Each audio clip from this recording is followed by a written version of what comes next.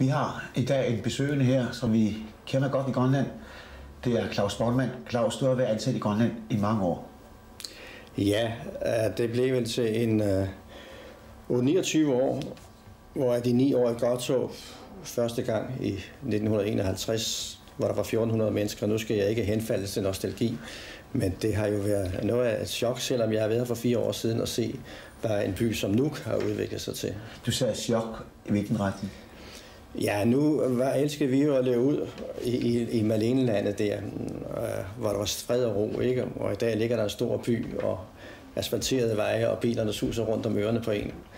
Men noget af det synes jeg også har været glædeligt at se, hvor mange gode boliger der er kommet, og også komme rundt på kontorerne og se, hvor mange grønlandske arbejdskraft der er kommet i gang, selvom der er mange danske i Nuuk. Jeg sad jo med Grønlandsrådet de sidste 14 år, indtil 1978, og siden har jeg haft orlov. Og et af vores store problemer, det var jo det, at vi synes ikke, der var nok arbejdspladser til grønlænderne og de hastige opvoksende generationer.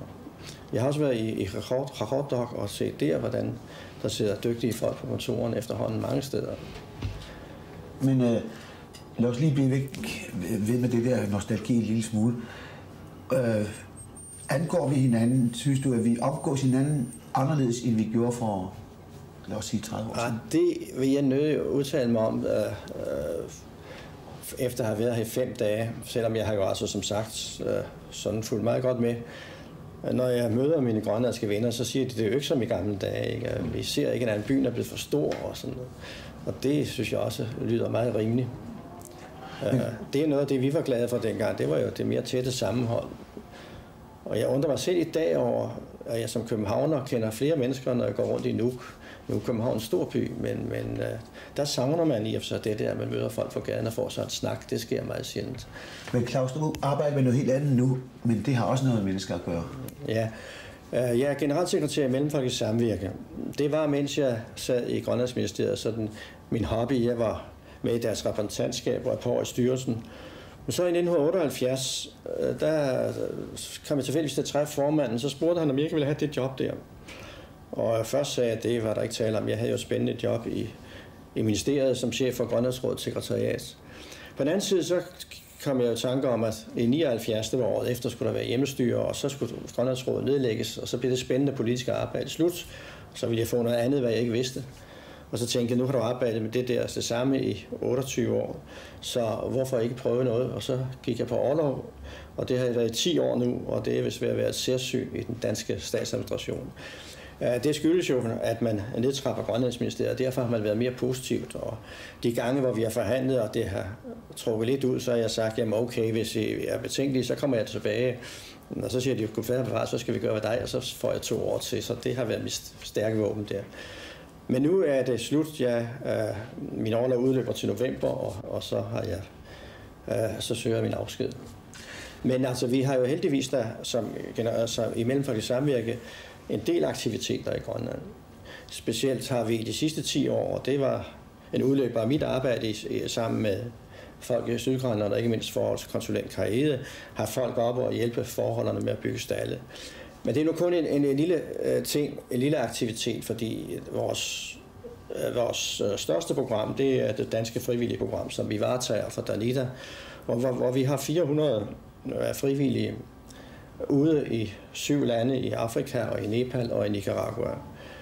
Og det er alle sammen folk med faglig uddannelse og arbejdserfaring fra Danmark. Det er alle mulige. Det er læger, det er landmænd, det er lærere og det er mekanikere. Det, som er interessant, er, at de får den samme vederlag alle sammen. Hvad enten du er overlæge eller du er landmand, så får du det samme, når du arbejder derude. Og de skal skrive kontrakter på 2 år. Og vi lægger meget vægt på, at de skal være fagligt uddannet. Det skal ikke bare være velmenende unge mænd, vi sender ud. Det startede vi har 25 års jubilæum her til september, og starten kom vel nok, fordi vi blev inspireret af Kennedys fredskorps, fordi vi fandt ud af, at det her arbejde havde MS, Mellemfolkeligt Samvirke, lavet i mange år. Vi startede i 44, så hvorfor kunne vi ikke også få en offentlig støtte? Men i modsætning til fredskorpset, som bygger på, at unge mennesker skal ud i verden, og så ser man ikke så meget på, hvad de kan, men mere om det er nogle pæne unge mennesker, Så præsten fariserer? Nej, det vil jeg ikke kalde det, men det, som man har brug for ude, det er folk, der kan noget. Og man kan risikere, at velmenende unge mennesker, og det gælder ikke bare amerikanere, men også danskere, der rejser ud, kan blive belastning for de små samfund, hvis ikke de bringer noget med, som de små samfund kan bruge. Vi arbejder med små projekter, og for eksempel i Tanzania har vi nu været i 25 år. Vi ved godt, at det vi laver, det er bagateller i forhold til det behov, der er. Og det vi mener er vigtigst i vores organisation, det er at påvirke den danske befolkning til at forstå de problemer, der er ude omkring.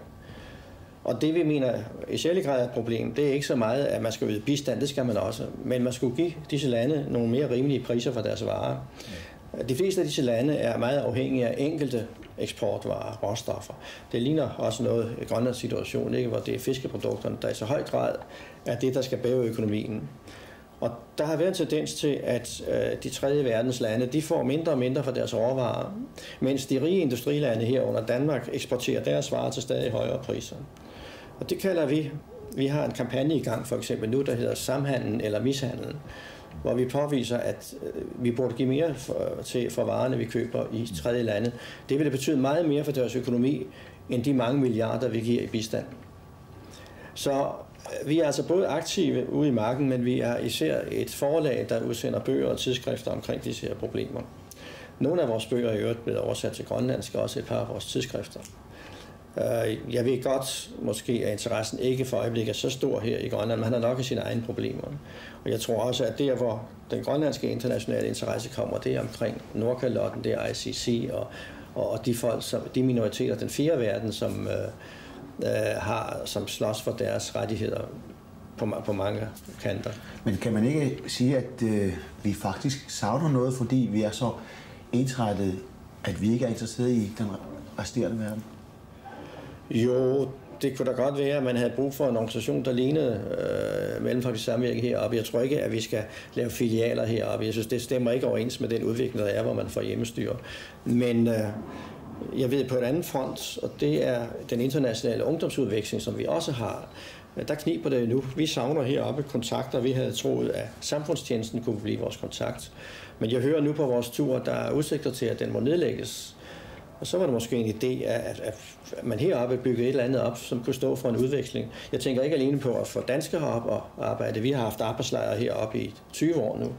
Men også stammefrænder, Alaska og Canada, også mange ude fra Europa og andre steder. Vi har haft en hel del udlændinge med i vores lejre her i Grønland. Det kunne måske give et frisk pust på de små steder. Og gensidigt kunne man også forestille sig, at man fik lettere ved at formidle grønlandske unge til at få komme på internationale lejre i Europa og USA, og måske også kunne komme ind i frivillige arbejde.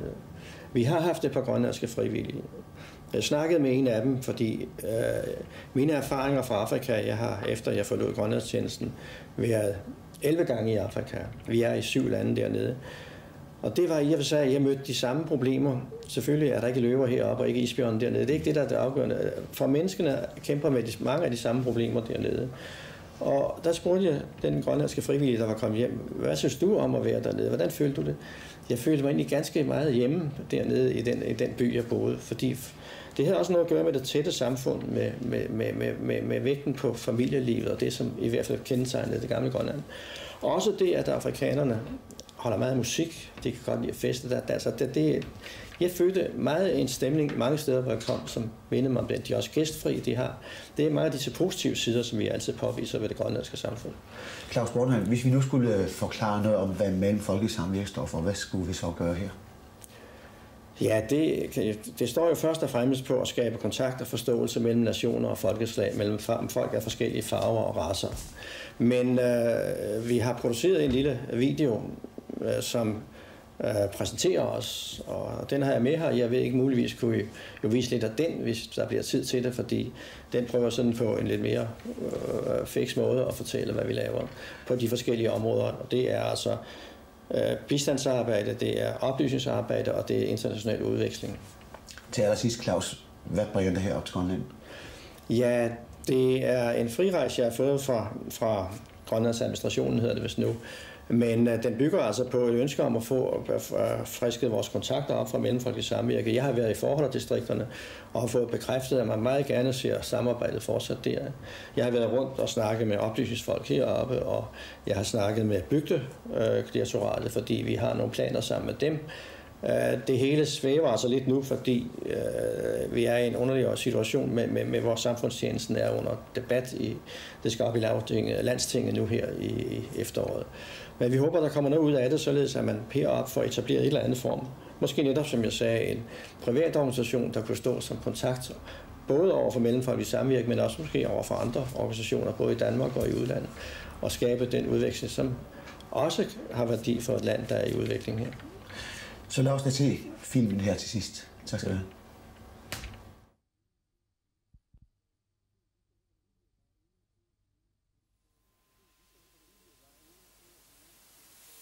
Vi som familie var inde sent en eftermiddag og få os en øl inde på en lokal pub herinde i Bulawayo. Ilaqutariittut illuta ualit ilani Bulawayo imernertarfimi ataasinguartorpuut. Afrikkamiut kisimik isarsamaffigisartagaanni. Kisittaqarortumik amiliulluta. Inuissoqutiginnillutik saaffigisarpaatuut kikkuunarsuut aperisarlutik. Taava anguttakkuppo oqarlunillu assut nuannaraluut tamaanga isarsimagatta. Takkuttarniartalugo. Tassa sugngiusimanginnamikku akuttat pingaarnerat. Aqutinnaaminik uniugisat. Taamaattumik takulluta nuannarat. Tamannalu nuannaraara. Tassa eqqaamajumallugu Afrikkamiortalmarkimi tirequt арлаанни кисарлиорпат таакку орниппаанга туиккуллупат талаарлунга оқарлутик тикиллуарит икингут. Lige at komme og klappe ham på skuldrene og sige velkommen, kammerat.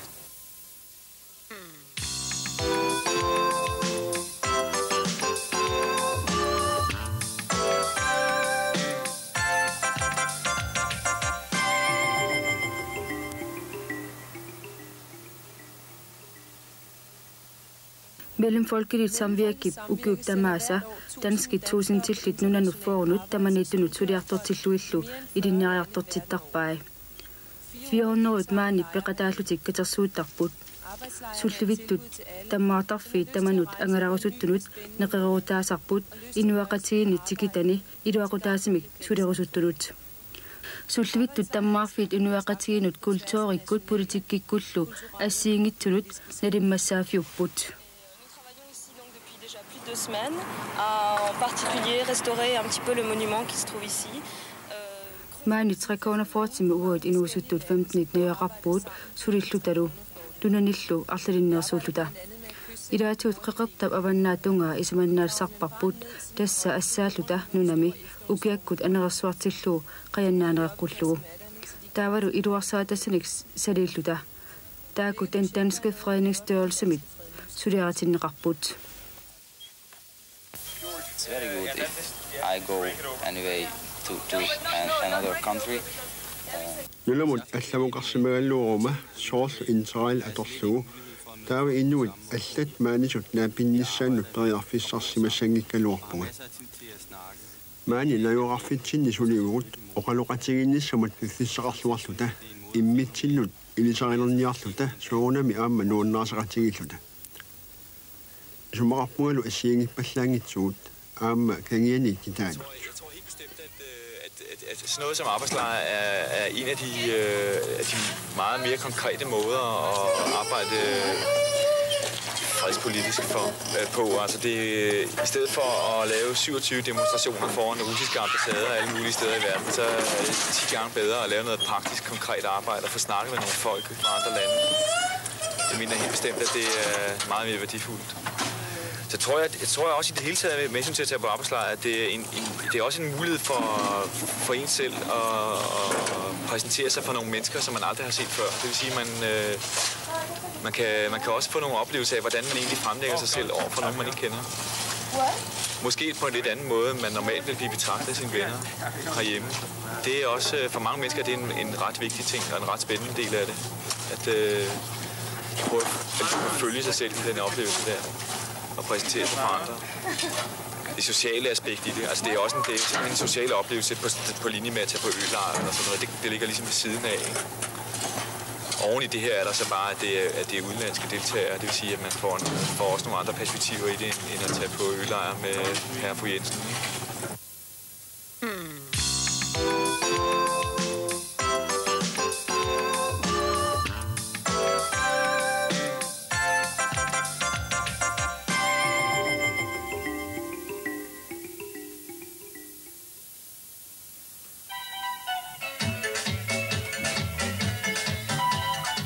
Her fra studiet på Radio Sundbo siger vi velkommen til lytterne denne søndag eftermiddag. I studiet er Anna Hansen og Kirsten Petersen fra Mellemfolkeligt Samvirkes lokalgruppe i Esbjerg. Mellemfolkeligt Samvirke Surinjaqati Fjord 3000 sinnerslut inunnik idasortalik najuaqatiillu 90 sinneqarlutik. Najuaqatiinut idasortaaput surisartut kattuffissui peqatiifit assiingittukkoortut højskoolit timersortartullu. Idasortarpassui nuna tamakkerlu 50nik lukaaleqarput. Maanakut weekendini pingasuni arfninngornernalu Isbjergami pisuinnaat aqqutaani saqqummersitsivuut poskalillianillu aggualuta Nicaraguami pilersaarumut tapersersuiniarluta Maanakut aama bruusinnitsinni tuniniaaneq ingerlapparput tassani MSimut ilaasortat kaffillerput Nicaraguamersunik Mellemfolkeligt Samvirkemilu Suderinitsinnik tamanik paastitsiniaatigalutik. MS-medlemmer og udskænker Nicaragua-kaffe og orienterer om dels om Nicaragua, men også generelt om, hvad vi laver i Mellemfolkeligt Samvirkegruppen.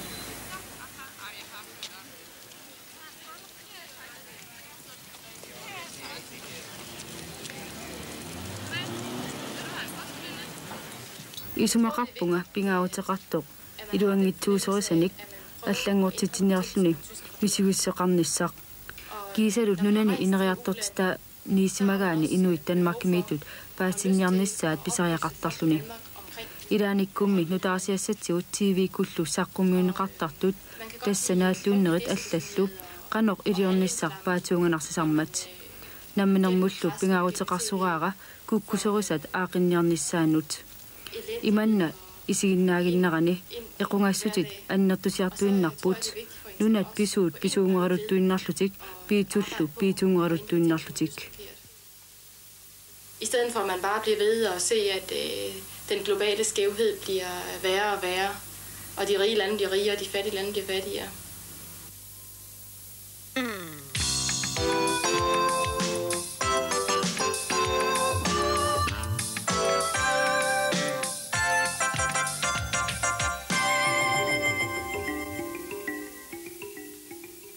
Mellemfolkeligt Samvirke atuakkanik atuassianillu saqqummiisarpoq piipiluutikkeqarluni taavalu peqatiiffiit atuarfiillu kuntilanteqarfigaluit nunat inneriartortitat pilluit taama qaamarsaanеq tamakkununga tapersersuutaavoq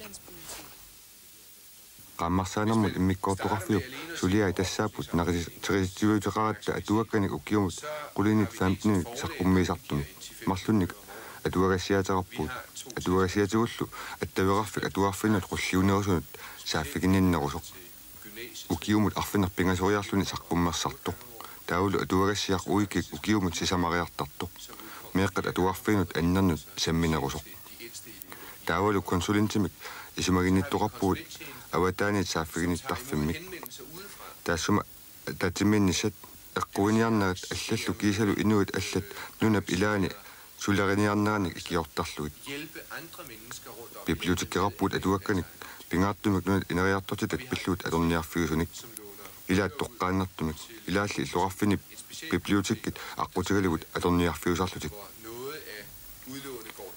qaammarsaanarmut immikkoortoqarfigut silarsuut pingaluat pillugu qaamatisiutai pingaarnerat tamakkuupput aammattaaq Mellemfolkeligt Samvirke allanik qaammarsaanarmut immikkoortortaqarpoq atuaq juuran askeu nunat awannarlit kuyallillu assigiingisutaanik saqqummiiffiuoq kiisalut nunani ineriartortitani innuttaasut immikkoortukkuutaat imalunit klassi pilluit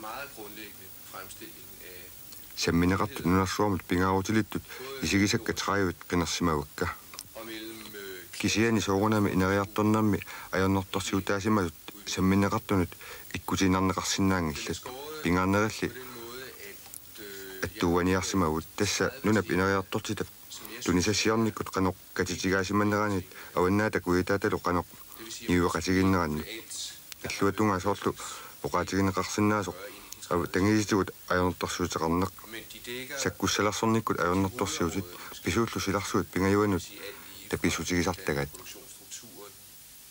исумараппунга оқарторсиннаасоқ qaammarсааниккут илиусерисатсуут сапингисамик аннерпаамик нипилиортариақартуут налунгиларпут нунат инериартортилат атаасиаккаат кисалу аваннаата куитааталу аллангориартуутаат нутаат саққумиуттуассаллугит. Den tredje verden. Jeg synes, man kan sige, at vores strategi på oplysningsområdet egentlig er at spille på så mange strenge som overhovedet muligt. Vi ved, at atuartunat toqqaannartumik aammattarli isumaqataanginnermik pilarsitsiniartunit ilinniartitsisunut allaffissuaqarfinnut inunnut inuutissarsiortunut tusagassiortunut pingaaruterappoq millum folkeligt samvirkip taamaattumik tusagassiuinarmik attassiinnarnissaa beviusorpalaattumik akuttoqatiginnillu. Det er vigtigt, at Mellemfolkeligt Samvirke fastholder den informationsvirksomhed så professionelt og så regelmæssigt som overhovedet muligt.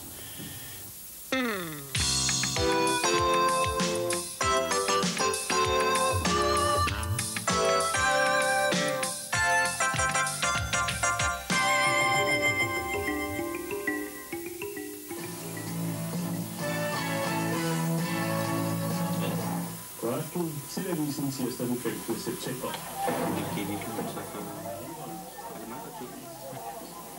Afrika kuetaani ilingersinaqaaq apartheidsmik aqutsut inuttaasunit politikkikkullu kimigiserfiineqarput inuuniarnikkut politikkikkullu atukkat pitsaanerulersinniarluit kimigisertulli aqutsunit sakkortoqisumik pineqartarput inuttullu piinnaatitaaffit unioqutittarluit pissaanilissuillu USA Sovjet-Unionilu аннилаангатитсеқаат кисалу америккамут қитерламмут Афганистанимуллу акулиуннэрмиккут инуит пииннаатитааффиник униоққититсарлутик МС апартхайдимут акиутунут таперсерсуисуувоқ Никарагуамут Афганистанимуллу акулиуттунут акерлилерсуеқатааллуни маани Dansk Flygtningehjælpimi МС сулеқатаавоқ қимаасут сумингаанерсуллуунит аксуссаафигисутут naamassiaqarniarluni. Jeg hedder Mohammed Jamil, og jeg kommer... Mohammed Jamil i Manserappunga, Pakistan i Mersulunga nu. Man i Danmark kan vi uppleve at lille lajorassimaunga. Statens Serum Institut til mig, Laboratoriet Tunilunga. Dansk nallerafien innutaunga. Tässä oli imappo Pakistanin miut nallerafien nut. Innutana krimassimaunga. Suliartuarangama tanskisut misigismasarpunga aamma aqusinikkuuraangama pisiniarangama lunnit agerlarangamali pakistanimiutut misigismalersarpunga på gaden eller gå og handle i nogle steder supermarkeder og sådan noget, så føler jeg mig som dansk, og når jeg kommer hjem, så føler jeg mig som pakistansk, og det synes jeg, det har jeg lov til. Sumarpunga mitaamatut pisinnaatitaasaariqarluga tassa tanskisut pakistanimiutut misigismanissannu soonami aamma tanskisut misigismasarpunga kingutsigut ilisaasimasaullu uagut kinnusqaaquangatsigik taavat tanskisut missuseqartarpugut. Inviterer vores venner og bekendte hjem, så har vi de der danske traditioner. Det prøver på at følge med.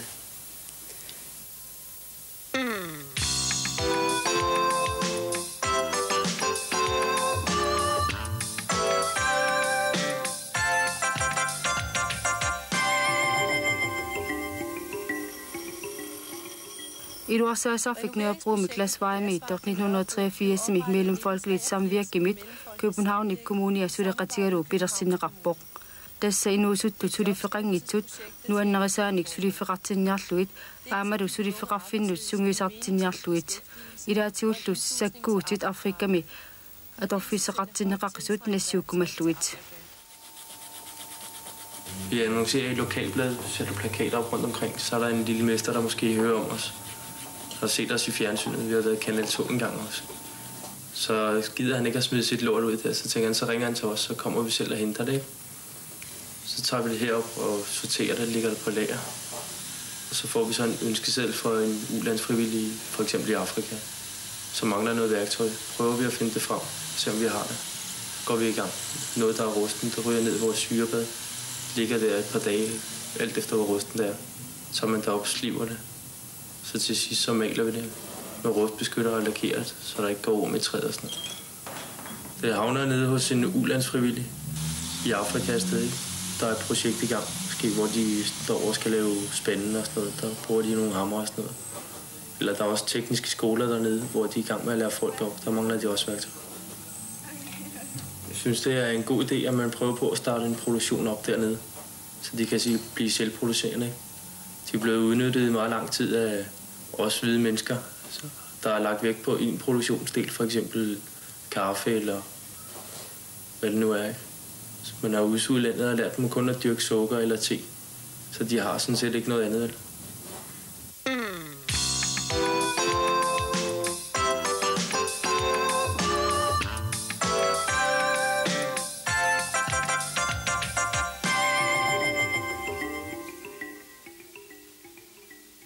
Mellemfolkeligt samvirke 400 nunani inreattortstani surisoqarpoq nunavissuarni pingasuni ayunaanarmi ikiuneruoq kingusinaartoq ms naminersitsiniarluni ikiuppoq kingusinaartinnagu ukioq ataasaqnaalluuqanoq aliornissarput eqqarsaatigererlugu aaleangarsimagut nuna takornartaq misigisaqarfiginiarlugu taamaattumak ms taveqarfigisamaqorput ilaqutariittut ms suleqatikkuminernerusutut isigigatsugu akka iliniartitsuusamaoqkiisalu ikiorlugut teknikkip allaffissornerullu tungaatigut nunatsinni isumaqarfiginerartarpoq aallartitaaneq tassaasoq sunniuteqaqatigiinneq isumaqartuqassangilaq maanga afrikkamut tikittor tassaalluni sunik ilisimasalik Afrikamiullu oqaluttuuniassalluit suuttaamat qanoq ataqatigissinnaaneraat imissimit aallartitaalluni pingaarnerutinnarteriaqassaaq uagut pissarsiaqarluta angerlarnissarput. Man skal ikke tro, at man kommer herned som den altvidende ekspert. Qarsaatigakka paisisaut tanmakkamut uterutta ingallateqqitteriaqassagigut. Tassami annartussutsimikkut uagut tunniussinnaasatsinniit annerungaarmata. Soornami nuannaarutikismarupput ilisimasaut taakku atorsinnaappatigik. De indtryk, vi får, som vi nu kan bringe videre, når vi kommer hjem til Danmark, det er en langt større målestok, end de ting, vi kan give dem ved at komme ud. Men vi er selvfølgelig glade for at se, hvis der er noget af det, vi har med, af de kundskaber, vi nu har, at der er noget af det, de kan bruge.